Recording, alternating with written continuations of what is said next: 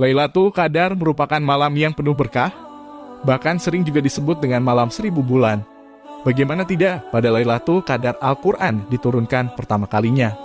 Malam Lailatul Qadar dapat diperoleh dengan cara menghidupkan malam ini seraya beribadah seperti salat berjamaah, zikir, dan melakukan salat sunnah.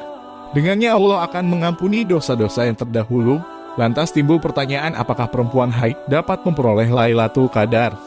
Perlu diketahui bahwa meski wanita sedang mengalami haid dilarang oleh syariat untuk melakukan berbagai peribadatan, namun bukan berarti ia tidak bisa untuk meraih pahala. Karena tatkala datang haid dengan hanya berniat mengikuti aturan syariat untuk tidak melakukan hal yang diharamkan saja, ia sudah mendapatkan pahala. Mengenai perempuan haid ini terdapat keterangan menarik yang disampaikan oleh pakar hadits terkemuka Imam Ad-Dahhak yang artinya Jubair berkata, "Aku pernah bertanya kepada Imam Ad-Dahhak, bagaimana pendapatmu mengenai perempuan yang sedang nifas, haid, orang yang tengah bepergian, musafir, dan orang yang tidur? Apakah mereka bisa memperoleh bagian dari Lailatul Qadar?" Lantas oleh Imam Ad-Dahhak dijawab, ya, mereka masih bisa memperoleh bagian.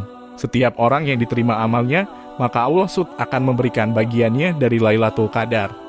Ibn Rajab Al-Hanbali, Lat'aiful Ma'arif, Beirut Dar Ibhas, halaman 192.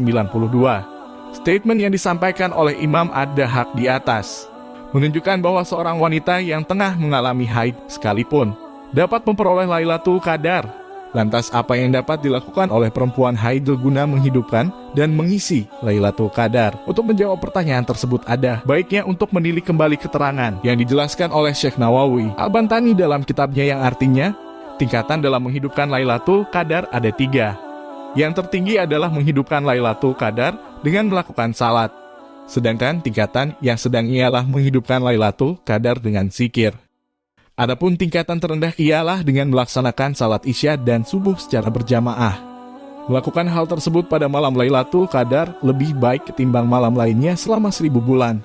Dan orang yang melakukannya akan mendapatkan keutamaan meski tidak menyaksikan Lailatul Qadar menurut pendapat Mutamad dari Ulayan di atas. Dapat disimpulkan bahwa perempuan haid berpeluang meraih pahala dengan berniat mengikuti aturan syariat untuk tidak melakukan hal yang diharamkan, serta dapat memperoleh Lailatul Qadar yakni dengan melakukan berbagai amalan yang diperbolehkan seperti berzikir, berdoa, dan semisalnya. Walau alam bisawab.